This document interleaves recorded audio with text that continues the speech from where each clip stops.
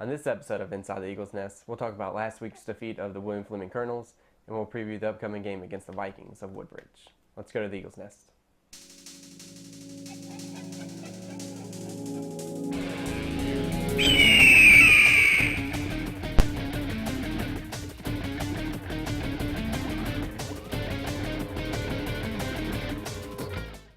Week 2 of Inside the Eagles Nest. As always, I'm Kevin Tosh, along with my partner in crime, Justin Hall. And Justin, we'll start off here with our second webcast, telling people about the William Fleming versus Franklin County game in Week 1, where Franklin County was able to come out with a hard-fought victory, 20-3. Justin, go ahead and tell the folks out there a little bit about the offense from both teams. Well, Kevin, like you said, it was a hard-fought victory for Franklin County that really didn't do much on the offensive side of the ball. Collectively, the Eagles only had 134 yards rushing, and that's really compared to William Fleming's 135 yards rushing, which equals it out for Franklin County. The score of the game was mostly alluded to by the defensive side of the ball, which you're going to get to. But Franklin County was led by Alex Keys with 48 yards of rushing, along with Chris Tyree's 22 yards of rushing, along with a rushing touchdown, and Christian Richards 1 yard of rushing, along with a 3-yard rushing touchdown, which doesn't really make sense to me, but I'm sure it makes sense to everybody else in this world that realizes he lost 2 yards on another carry. And on the William Fleming side of the ball, they were led by Higgins, which had 74 yards of rushing, with a lot of that coming in on one run there in the first quarter. What about on the defensive side of the ball, Kevin? How did the Eagles and Cardinals look on the defensive side? Well, Justin, I'll start with the William Fleming Colonels, and I'm going to sound like a little bit of a broken record here. Jonathan Higgins, he was just about the entire defense of William Fleming. He plays linebacker, as well as you talked about him running the ball a little bit. He was everywhere. He made 3, 4, maybe 5 of the first tackles in the game for William Fleming. He did a good job watching the ball. He wasn't faked by any of the misdirections. He's a big and he has good enough speed to where he was able to get to the ball carrier in the backfield or stop him for a short loss. For Franklin County, you can't talk about their defense without talking about Zach Sheeman at linebacker. Just about every time you saw a William Fleming ball carrier on the ground, Zach was somewhere. If he wasn't in on the tackle, he was right there at it. He did a really good job here in Week 1. Also, defensive end Terrell Basham. He had a few mental mistakes on running into the kicker and roughing the kicker penalty that prolonged some William Fleming drives. But he was able to use his speed and quickness, especially when William Fleming had to go to the spread offense down 11 late in the game. Also, you have to talk about sophomore cornerback E.J. Harris. We didn't know coming into this season. He had no years of varsity experience, but he came up big, had a big return late in the second quarter to set up the Christian Witcher touchdown run. Been good to see him get in the end zone, but he was ran down from behind by the William Fleming defender. Also, Jonathan Altus, we talked about him in the preseason show of Week 1 of Inside the Eagles Nest as a fullback to watch, but he also plays a little bit of linebacker and was able to intercept the Dom Dumaville pass in the first quarter. But we're going to talk about now the matchup between Woodbridge and Franklin County here in Week 2. Stay right there.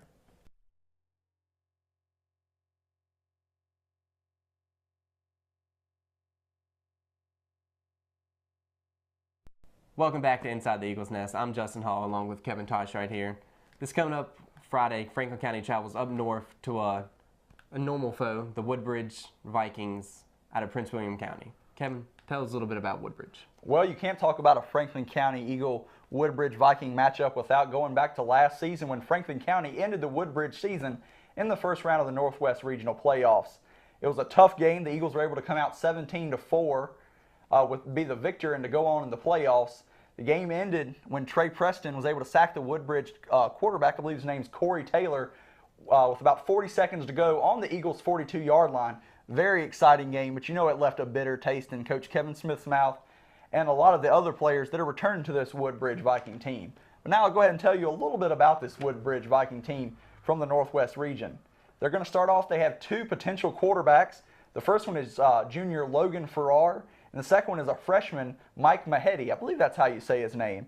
The junior there, Logan Farrar, has started since a freshman for the Woodbridge Vikings, but never under center. He's played defensive back and cornerback.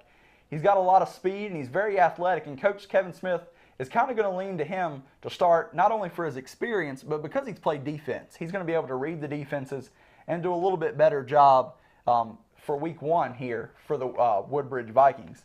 And for the running attack, Coach Kevin Smith really hasn't been able to find but one real power back for him, and that's Jalen Event. He's the clear number one.